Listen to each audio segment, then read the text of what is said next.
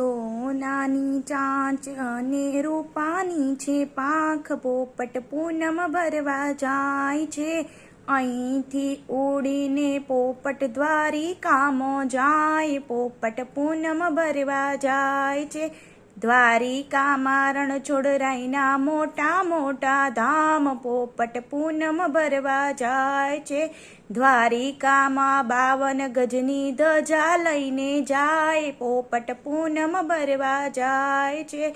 અહીંથી ઉડીને પોપટ અંબાજીમાં જાય, પોપટ પૂનમ ભરવા જાય છે.